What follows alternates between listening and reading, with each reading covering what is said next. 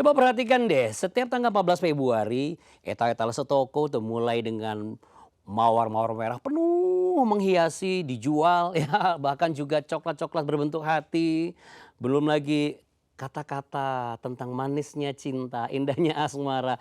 Sosial media juga, wah itu rame banget tuh. Dari mulai unggahan foto berdua candlelight dinner romantis sekali ya, atau suasana yang benar-benar bisa menggambarkan Valentine itu seperti apa ya sebagai ungkapan. Wow, luar biasa deh pokoknya. Ya, tapi kalau kita mau melihat sejarahnya ini sebenarnya sangat menarik sahabat Cahaya Bagi Negeri. Kenapa? Karena tahukah Anda bahwa hari Valentine itu justru berakar pada kesaksian seorang martir. Jadi bukan kepada budaya romantis sebenarnya. Seperti yang kita kenal hari ini. Karena sesungguhnya seorang bapak gereja tertulis yaitu Tertullianus pernah berkata begini. Lihatlah bagaimana mereka care each other, saling mengasihi, saling memperhatikan dan mereka siap mati satu sama lain. Ini tentu sangat berbeda ya dengan konsep kasih yang sering kita lihat di era modern saat ini. Kita akan menengok Valentine saat ini dari sejarah dan dalam konteks gereja mula-mula. Dan makna kasih menurut kebenaran Kristus. Menarik ya. Tapi sebelumnya jika Anda membutuhkan doa saat ini atau sahabat curhat, line telepon sudah kami buka di 0811 9914 240 atau di WhatsApp Anda bisa tulis pesan di 0822 1500 2424. Ada orang-orang yang siap melayani Anda dengan penuh kasih. Nah, sekarang saatnya nih berbincang bersama narasumber yang spesial hadir di studio CH Bagi Negeri, Pastor Gary Tanker. Ya, shalom, Shalom, shalom. Puji Tuhan. Wah, mantap ini gini ya. Kalau di era-era sekarang begini, Pastor ya. Begini ya, pas hari Valentine ini. Enggak, sebenarnya gini, minta cuan. Minta cuan nih. Iya, Pastor dulu zaman muda, Pastor melihat Valentine bagaimana sebelum kita masuk ke topik? Ya jadi kalau misalnya setiap kali Valentine ada, memang kan muncul-muncul bukan cuma di toko tadi, film-filmnya berhubungan sama romantis. Terus banyak kalimat-kalimat yang kayaknya tuh puitis-puitis banget. Puitis-puitis banget, sampai cari cara gimana tulis puisi yang bagus gitu kan. Pengalaman pribadi. Pribadi. Iya. Tapi menarik bahwa banyak orang mengenal Valentine itu kan segala romantisme ya. Tapi sebenarnya kalau ada yang bertanya tadi kan ada yang berkata itu berasal dari nama seorang Romo atau Pastor atau Santo itu namanya Santo Valentine. Apa yang bisa Anda bagi mengenai kebenaran ini? Ya, jadi sebetulnya ini kalau lihat dari akar sejarahnya, perayaan Valentine itu kan berasal dari satu orang nama imam, namanya Santo Valentine. Jadi kurang lebih waktu itu tahun 260-an. Ada kaisar di Romawi. Ngomong-ngomong Romawi dulu belum beragama Kristen ya. Oh ya, mereka masih belum percaya. Belum percaya. Jadi raja itu, kaisar itu yang disembah. Dan waktu itu Kaisar Claudius II, dia punya konsep begini, bahwa prajurit yang bagus adalah prajurit lajang. Prajurit lajang itu lebih bagus daripada prajurit yang sudah menikah. Kenapa? Apa karena belum mikirin uang belanja atau cicilan bulanan? Ya artinya belum harus punya pemikiran-pemikiran wah anak istri gitu. Dan nggak ada beban kalau mereka harus berkorban demi negara. Ya, jadi pemikiran Kaisar Claudius II itu dibuat dalam sebuah peraturan bahwa tidak boleh lagi ada laki-laki muda menikah di kerajaan Roma. Pada saat itu. Lalu ada seorang imam gereja yang namanya Valentinus. Dulu belum santo karena memang seorang imam. Dia menolak itu dan dia tetap menikahkan para pasangan muda Kristen. Kalau mereka jatuh cinta, ya mereka dinikahkan di gereja. Saya pada akhirnya Santo Valentinus itu ditangkap. Dan ketika dia ditangkap, dimasukkan penjara. Tapi ngomong-ngomong ada cerita yang unik di penjara. Apa tuh? Jadi kepala sipir penjara itu punya anaknya buta. Dan didoakan oleh Valentinus dan mengalami kesembuhan. Matanya itu bisa disembuhkan. Tanggal 14 Februari 269 Masehi, Santo Valentinus itu akhirnya dieksekusi. Karena dianggap melanggar peraturan kerajaan. Betul. Dan dia tulis sebuah surat terakhirnya. Dan di akhir surat itu ada tulisan, from your Valentine. Ya, jadi itulah yang pada akhirnya diambil kata-kata itu, from your Valentine. Begitu itu dasarnya. Itu kalau dibuat film bagus juga ya. Bagus banget sebenarnya. Bagus banget bagus malah banget, ya. Karena kita jadi bisa tahu ya bahwa sejauh itu dan sedalam itu. Batas kasih itu memang tidak bisa dibatasi, bahkan alam maupun tidak bisa membatasi kasih itu Betul. ya. Karena demi kebahagiaan orang lain, padahal kan Iya. bisa saja dia mengikuti aturan kan. Main aman, cari aman bisa Ya, harusnya dia. cari aman ya. Tapi kalau sekarang ini kan kita bicara mengenai era yang sudah mulai bergeser ya. Ya. Memang betul kita tidak bisa menyamakan dengan era zaman dulu. Tapi nilai-nilai originalitas yang memang berdasarkan dari genuinnya kasih, genuinnya pengorbanan itu kan perlu ada di generasi-generasi kita. Kalau dari kacamata Anda, apa yang terjadi dari perubahan zaman ini? Apakah hanya karena perubahan zamannya atau memang sudah mulai banyak diksi-diksi yang bermunculan yang kontras dengan kebenaran itu sendiri?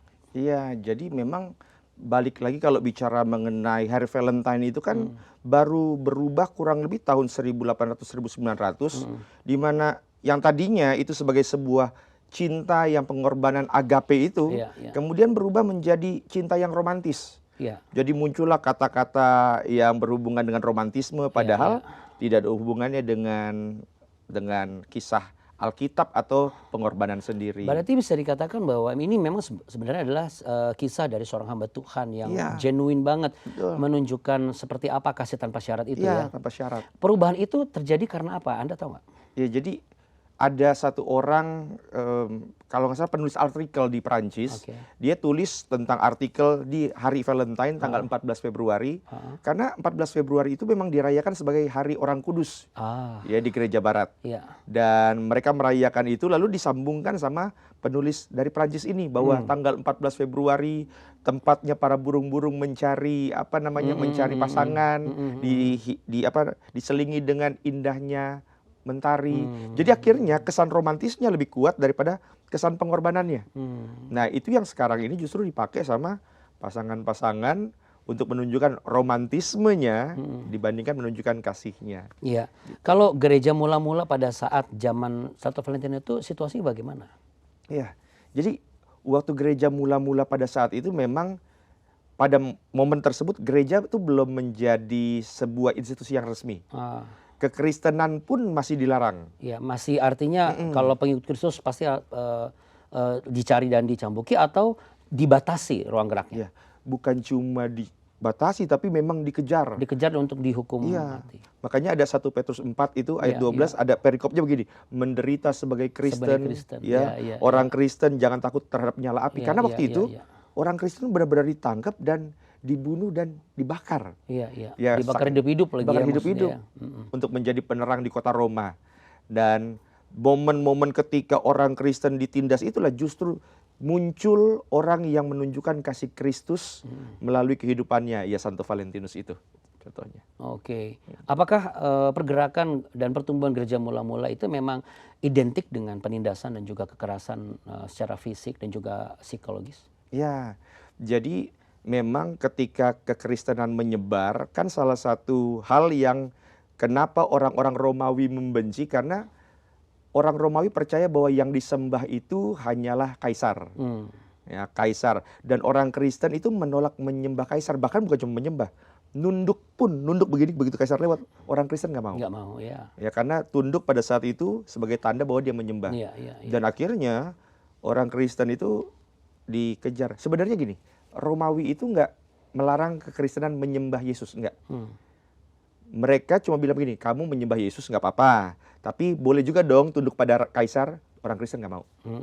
Mau tetap hanya pada Yesus. Iya, gitu. iya, iya. Jadi itu yang membuat akhirnya orang-orang Kristen dikejar pada saat itu ya. Betul. Nah, kalau kita menyikapi kualitas iman dan pengorbanan dari Santo Valentine ini kan menunjukkan kasih sayang yang dan pengorbanan yang luar biasa. Ini identik banget gitu ya.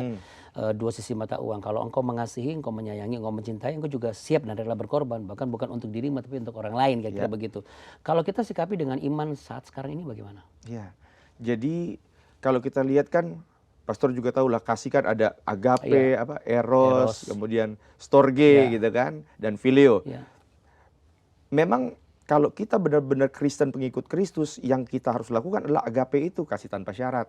Cuma kan memang pada momen-momen sekarang ini ada banyak orang yang mencintai itu berdasarkan pandangan pertama. Kalau pandangan pertama itu kan kasih agape-nya masih pertanyakan. apakah dia mencintai karena fisiknya Ya. atau dia mencintai karena tanpa syaratnya. Ya. Dan penerapannya sekarang ini bahwa paling mudah kita lakukan itu implementasikan ruang terkecilnya harus dari keluarga. Suami harus berkorban demi istri, istri berkorban demi suami. Kalau Alkitab bilang sama seperti Kristus berkorban bagi jemaat. Begitu. Jadi bagi saya yang bisa kita implementasikan di hari Valentine khususnya, dan bukan cuma 14 Februari ya. Ya. Sepanjang hari, sepanjang masa, orang Kristen tunjukkan kasihnya dengan berkorban. Bagaimana dengan mengorbankan, mohon izin ya, virginity, Nah, mengorbankan masa muda. Apakah Apakah itu juga sebagai bentuk kasih agape? oke, ini menarik Ya nih. enggak, soalnya dia pernah nanya begitu. Aku pengen tahu. Siapa tahu aku udah kasih jawab, ada jawaban yang better dari aku sendiri. Iya, sebetulnya kita harus sadar bahwa yang namanya pacaran selalu ada kekudusan. Kan saya sering bilang begini, pacaran itu kita buka mata selebar-lebarnya.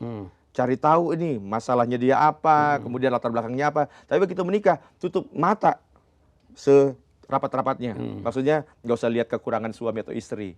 Nah, tapi kalau dalam masa pacaran, lalu kemudian dia sudah minta semuanya, percayalah itu bukan laki-laki yang tepat yang bisa menjagamu di masa depan. Bagaimana kalau itu wanita? Nah, wanita yang memberikan segalanya. Iya, iya. Karena Ya, tapi hari-hari benar, ini kan kadang-kadang validasi itu dibutuhkan sekarang ini. Orang tuh kayak haus validasi gitu. Dan momen 14 Februari itu bisa jadi satu jebakan yang apa ya, satu permasalahan besar kalau anak-anak muda Kristen atau keluarga Kristen sendiri, para orang tua tidak memahami dan tidak mengerti dan mengetahui isi hati anak-anaknya. Jadi kalau bagi saya ngelihatnya begini, orang yang butuh validasi di luar berarti dia selama ini tidak dapat validasi di ruang-ruang terkecilnya. Aku setuju. Ya, bisa jadi dia tidak dapat validasi, dapat pengakuan dari orang yang selama ini diharapkan. Misalnya dari papanya, mamanya. Ya. Dia nggak dapat perhatian, bisa jadi dia dapat validasi dari orang yang baru dia kenal sebulan, 2 bulan, pas nih momennya 14 Februari kan. Ya sudahlah. Dan itu bisa tanda petik bagi orang-orang yang pemikirannya terlalu sempit, itu bisa menjadi sebuah kebanggaan semu loh. Oh, saya habis begini. Ya, padahal harusnya itu bukan menjadi sebuah kebanggaan. Kalau kita balik lagi ke Alkitab, maka tugas orang-orang yang paling dekat itu adalah memberikan validasi kepada anak-anaknya dan memberikan mereka pengajaran yang sesuai dengan firman Tuhan. Kalau dari yang Anda sampaikan tadi kan perayaan Valentine itu sebelum sampai di titik transisi itu kan sebenarnya bukan bicara mengenai kebudayaan yang berbeda. Tapi kalau kita lihat ke sekarang yang lebih populer justru nilai sisi sebaliknya. Gitu. Apa yang menjadi penyebabnya seperti ini? Kok bisa merebak lebih mudah daripada kemurnian nilai dari kasih tanpa syarat itu sendiri? Oke, jadi kalau kita lihat sebenarnya kan ada banyak ya budaya-budaya kekristenan, budaya gereja yang dikomersialisasikan. Contohnya? Contohnya, Pastor tahu nggak bahwa Santo Nicholas itu kan dari gereja? Iya. Dan Pastor tahu nggak kalau Santo Nicholas itu tidak pernah berbaju merah. Ah, yang benar. Dia berbaju merah pertama kali itu justru ketika figur itu dipakai oleh salah satu perusahaan soda untuk mengiklankan Natal. Oh, sebenarnya Anda itu temannya Santo Nicholas atau temannya Valentine? Iya, Santo Nicholas ini bicara mengenai Santa Claus ya. Santa Claus ya. Jadi artinya begini, bumbu pertama yang membuat budaya atau sejarah kekristenan itu pada akhirnya terkomersialisasi itu pasti bisnis, industri. Dan kita nggak bisa pungkiri loh, Valentine itu pasti ada produk-produk yang didorong. Iya. Ya kan? Apapun itu, mulai dari yang paling simple, coklat dan semua yang berhubungan sama manis, sampai dengan bisnis industri film misalnya. Bahkan industri, mohon maaf ya, alat kontrasepsi itu paling pasti gencar tuh. Pasti gencar. Iya. Demi menjaga keutuhan rumah tangga lah apa. Nah, yang celakanya adalah ini diadopsi dan langsung dipahami oleh generasi-generasi sekarang sebagai satu hal yang lumrah. Ini kan berarti pemahaman Valentine modern itu berbanding terbalik dengan Valentine mula-mula pada masa itu. Betul. Yang berakar kepada nilai kekristenan itu sendiri, yaitu kasih itu sendiri. Apa yang sudah dilakukan keluarga di era-era sekarang ini untuk bisa menetralize hal-hal itu tanpa mereka merasa tertolak? Kan masalahnya kadang-kadang kalau orang udah tertolak kita berikan nasihat, kita ajak ngobrol aja belum tentu mau gitu. Ya, apa yang menurut Anda harus dilakukan di rumah sebelum itu bisa diaplikasikan di pergaulan mereka dan mereka bisa menjadi apa ya, duta-duta pembawa kebenaran lah untuk Valentine tuh nggak kayak begini. Kenapa? Karena mereka sudah teredukasi dengan benar gitu. Jadi kalau saya sering bilang bahwa ada dua jenis orang yang sulit dinasihatin. Satu orang yang lagi marah, yang kedua yang lagi jatuh cinta. Orang kalau lagi sebentar. Orang lagi lapar juga suka dinasihatin. Berarti ada tiga berarti. Tiga. Satu lagi. Kalau haus enggak ya? Enggak. Kalau gitu kita minum dulu. Iya betul juga sih. Orang lagi marah dinasehatin tambah kesel dia. Sama orang lagi jatuh cinta kita bilang, wah itu pasangan yang kurang pas, kurang cocok. Dia pasti emosi. Kenapa? Perasaan. Yang harus diingat adalah perasaan itu bisa bohong. Emosi kita bisa bohong. Tapi firman Tuhan enggak. Cuma kan begini, di rumah tangga itu kan anak-anak itu momen dia komunikasi sama orang tua nggak sebanyak dia momen komunikasi sama teman di sekolah, di kampus. Dan dengan siapa kita bergaul kan itu yang akan mempengaruhi isi daripada pemikiran kita. Betul. Ya. Bahkan nggak usah kita ngobrol, kita dengar lagu-lagu aja yang melegalisasi hal-hal yang tabu itu, seks bebas dan lain-lain. Lihat aja lagu-lagu dunia sekarang. Iya, lagu dunia sekarang tuh ngeri-ngeri ya. Memang beatnya enak tuh, iramanya kayaknya pas. Kalau lagi lagu udah mulai mendekat Valentine nih, wah lagu-lagu beatnya enak-enak. Tapi kalau kita telusuri teliti banget, wah itu isinya itu benar-benar tidak pada tempatnya lah begitu. Makanya peran orang-orang terdekat itu harus isi anak tersebut dengan firman. Bahkan kalau saya sering bilang begini ke anak-anak saya, ya kamu dengerin lagu juga harus dipilih-pilih daripada saya nggak larang lagu dunia lah udah pasti.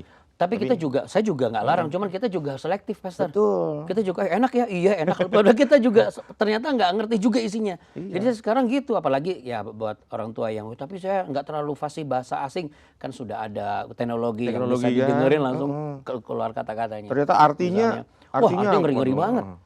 Artinya tuh kalau zaman dulu kita bawa bukunya aja kita langsung bisa nggak boleh masuk 1 minggu itu. Masih panggil sama guru BP waktu itu. Dapat SP-nya pas peringatan. Tapi itu sesuatu yang miris sebenarnya. Iya. Dan uniknya makin ke sini itu seakan-akan orang melihat itu sebagai sesuatu yang biasa. Padahal itu nggak biasa. Jadi kita harus kembali lagi, kita campaign, tanda petik saya sering campaign bahwa itu bukan hal yang normal. Melepaskan your virginity, pakai baju yang terlalu minim, it's not normal. Exactly. Ya, kita harus balik ke Kristenan. Oke, bagaimana untuk supaya bisa kita memaksimalkan dan mengkampanyekan kebenaran Injil, mulai dari berbagai aspek, termasuk juga aspek memahami ketika merayakan Valentine sebagai orang Kristen yang di gereja. Jangan sampai juga anak-anak muda di gereja terjebak juga, Pastor, ya kan? Karena tidak memahami secara utuh kebenaran Valentine itu sendiri. Iya, jadi yang pertama harus dari sisi formal tuh. Gereja-gereja juga ya harus mulai menjelaskan itu, tapi jangan sampai temanya benar-benar spesial Valentine, tapi disisipkan juga. Betul. Yang kedua keluarga. Keluarga itu harus kasih tahu batasan-batasan. Tapi keluarganya juga harus benar, harus suaminya harus bisa berkorban untuk istrinya. Karena sulit menjelaskan ke anak-anak kalau dia lihat papa mamanya juga tidak melakukan hal yang sama. Betul. Dan yang ketiga, kita nggak bisa pungkiri lah, yang paling sering dilihat oleh anak-anak muda sekarang adalah semua yang berhubungan dengan sosial media, YouTube juga sekalian. Dan bahkan saya percaya Tuhan bisa pakai gerakan pastor-pastor yang influencer itu, yang bisa menjelaskan hal itu lebih masuk kepada anak muda. Saya pikir sih 3 hal itu harus bergerak bersama-sama. Gitu sih, Pastor. Apa yang terjadi kalau itu tidak dilakukan? Yang terjadi adalah anak-anak muda akan menjadi orang-orang yang keluar dari firman dan mereka akan menyesali apa yang mereka lakukan ketika mereka berumah tangga. Mereka akan mulai kehilangan makna daripada cinta dan pada akhirnya mereka akan merasa bahwa dirinya itu tidak punya makna, dirinya tidak berharga. Dan kalau dia sadar dirinya tidak berharga, maka pada momen itu dia juga mulai menghilangkan pandangannya terhadap Kristus. Saya punya teman, hamba Tuhan juga. Dia pernah bilang begini, Pastor rayain Valentine nggak di gereja? Maksudnya ngerayain Valentine di gereja maksudnya gimana nih? Saya bilang gitu.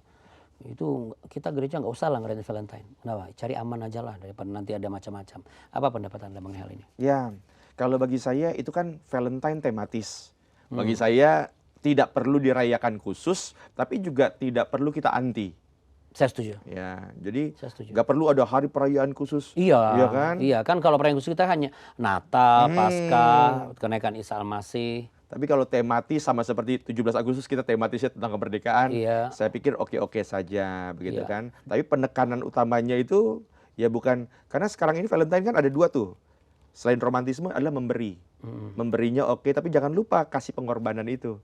Karena itu kan cerita tentang bagaimana seorang berkorban demi orang lain supaya orang lain itu bisa menikah, dan yang terakhir adalah dia berkorban dirinya supaya firman yang dia percaya itu tidak diganggu oleh penguasa. Kalau sahabat-sahabat saudari kita yang di luar Kristen, kebetulan mereka juga pengen merayakan dan merasakan Valentine itu sendiri. Kalau dari pengertian Pastor sendiri, apakah ini menunjukkan bahwa Valentine adalah kristenanisasi atau sebenarnya tergantung dari bagaimana ia memaknai, sampai sebatas mana ia juga memaknai? Bagaimana? Anda pandangan Anda bagaimana? Jadi sekarang ini kalau kita jujur, ketika orang merayakan hari Valentine, mereka pun sama sekali tidak ingat lagi Valentinus. Mereka benar-benar rayain Valentine, ya udah itu adalah momen biasa, bahkan tidak menyangkut pautkan dengan agama tertentu. Nah, jadi kalau menurut saya itu yang terjadi sekarang ini, Pastor. Gitu. Ya. Kalau ditanya boleh nggak Boleh nggak apa tuh? ngerayain? Kalau merayakan konteksnya, kalau bagi saya tidak melarang, tapi saya sendiri tidak merayakan. Karena bagi saya kasih itu memang kita butuh momen tertentu. Daripada saya merayakan di hari Valentine, saya lebih milih merayakan di hari anniversary. Saya setuju. Iya kan, lebih baik begitu kan. Iya. Kalau untuk suami istri kan. Misalnya ya kalau misalnya untuk anak sama itu ya pada saat hari ibu, ya, hari ayah juga ya deh Father's Day, Father's Day. ya itu yang tepat. Atau kita merayakan saat gereja sedang mengadakan sebuah KKR, kita berkorban nggak ikut acara teman, tapi untuk mensupport acara gereja. Kan pengorbanan ada berbagai macam aspek, ya kan? Atau kita rela untuk berjuang mati-matian demi nilai bagus juga bisa. Boleh. Bekerja pada saat muda supaya hari tua bahagia juga bisa. Dan bagi saya sebenarnya perayaan terbesar Valentine, hari kasih sayang itu bukan di 14 Februari. Tapi ketika seorang ayah dia berkorban waktu, mungkin dimarahin di kantornya demi anak-anaknya, itu adalah perayaan kasih sayang. Seorang ibu yang rela mungkin melepaskan mimpinya, sehingga dia harus menjadi ibu rumah tangga membesarkan anak-anak dalam ajaran Kristus, itu adalah perayaan hari kasih sayang terbesar. Oke, jadi kalau misalnya ada yang bertanya, oh ini hari Valentine nih karena hari orang Kristen, oh nanti kalau ikut kristenisasi atau apa, itu beda ya konteksnya. Beda. Jadi sahabat-sahabat saya ini juga sudah bisa menjawab itu. Dan kalau mau merayakan, setiap orang berhak untuk merayakan, berdasarkan konteksnya masing-masing. Tapi kalau kita berdasarkan kebenaran, inilah kebenaran yang kita bicarakan. Betul.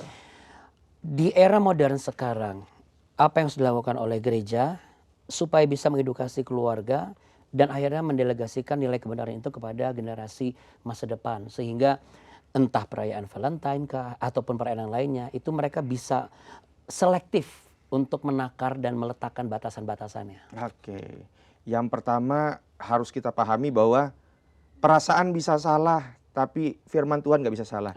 Cuma memang tidak semua orang kan paham Alkitab, maka saya sering bilang untuk keluarga kalau butuh nasihat, bantuan, hubungi para pendetanya, pastornya, tanya lebih dalam, lebih detail tentang mana yang boleh, mana yang enggak, mana yang disarankan, mana yang sebaiknya dihindari. Itu yang pertama. Yang kedua adalah harus ada ruang komunikasi, bukan cuma hanya ngomongin tentang ke depannya mau ngapain, tapi ruang di mana komunikasi ngobrolin tentang firman.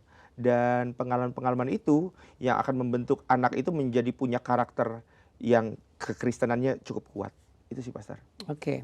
Terakhir, Pastor, apa yang ingin Anda sampaikan kepada anak muda, pasangan suami istri ataupun keluarga, agar mereka benar-benar menampilkan gaya hidup Kristus, kasih agape itu terpancar dalam kehidupan mereka. Lalu mereka terbentuk dan membentuk environment yang benar-benar menyatakan Kristus hadir di tengah-tengah masyarakat. Silakan Pastor di kamera ini. Iya, jadi keluarga Kristen itu harus menjadi tempat terkecil di mana kasih Kristus hadir. Ayah harus menjadi seorang yang berkorban kepada anak-anaknya. Dia harus berkorban dalam pekerjaan, dalam kantornya untuk menunjukkan kasihnya yang luar biasa kepada anak-anaknya. Seorang ibu harus berkorban banyak hal supaya dia bisa menyatakan kasih itu seperti apa kepada seluruh keluarganya. Dan mulailah dalam komunitas-komunitas terkecil, bangun hubungan, bangun mesbah keluarga, sehingga pada akhirnya Kristus hadir di tengah keluarga. Kalau Kristusnya sudah hadir di tengah keluarga, maka sinar kemuliaan Tuhan pasti terpancar. Saya dari dulu selalu berpikir bahwa tanda kasih terbesar itu adalah hari perayaan kasih sayang. Tetapi saya percaya perayaan kasih terbesar adalah ketika Kristus datang ke dunia, dia berikan nyawanya untuk setiap kita, dia terima yang terburuk supaya setiap kita boleh terima yang terbaik. Itu Pastor. Puji Tuhan, wow dahsyat. Ini akan menjadi catatan penting buat semua sahabat-sahabat kita. Bagaimana sahabat Cahaya Bagi Negeri, hari kasih sayang Valentine's Day ternyata bukan sekedar cerita tentang bunga dan coklat saja. Dalam sejarah gereja, kasih seringkali dibayar dengan pengorbanan bahkan darah dan juga nyawa. Yesus Kristus sendiri mengajarkan kepada kita kan, bahwa kasih yang sejati bukanlah kasih yang nyaman, tapi kasih yang rela memberi diri. Maka bagi keluarga Kristen hari ini, pertanyaannya bukan hanya apakah saya merayakan hari Valentine atau tidak ya. Tapi bagaimana ya selanjutnya saya menghadapi keluarga saya dan menghadapi orang tua saya, anak saya. Demi menghidupi kasih Kristus dalam kehidupan ini. Pernikahan, keluarga, bahkan dalam kehidupan sehari-hari. Inilah saat untuk menanyakan, apakah kasih itu tetap hadir? Saat tidak ada bunga, saat tidak ada momen spesial, makan malam dengan lilin, situasi yang romantis, saat hidup juga tidak menjadi mudah. Kasih Kristus bukanlah kasih musiman, tapi kasih yang setia sampai akhir. Jika video dan perbincangan kami telah membantu Anda memaknai hari kasih sayang dengan lebih dalam, lebih benar, jangan lupa berikan tanda like, share, dan tulis pendapat Anda di kolom komentar. Apakah Anda merayakan hari Valentine atau Anda memilih memaknainya dengan cara yang benar bagi orang-orang yang terdekat di kehidupan Anda. Inilah perintahku, yaitu supaya kamu saling mengasihi seperti aku telah mengasihi kamu. Dalam Yohanes pasal 15 ayat 12, itu adalah ayat mas kita hari ini. Terima kasih sudah mengikuti Cahaya Bagi Negeri hari ini. Pastor Gary, terima kasih banyak. Terima kasih kembali Pastor. Ya, jangan lupa kasih like, share video ini dan subscribe channel Jawaban untuk terus mendapatkan konten yang menguatkan iman dan keluarga Anda. Saya Andi Othniel beserta sahabat kita Pastor Gary. Saya thank you buat perjumpaan kita. Selamat menjadi duta kasih sayang buat keluarga Anda setiap saat, setiap hari. Rela berkorban, nama Tuhan dipermuliakan. See you on the next episode. Terima kasih.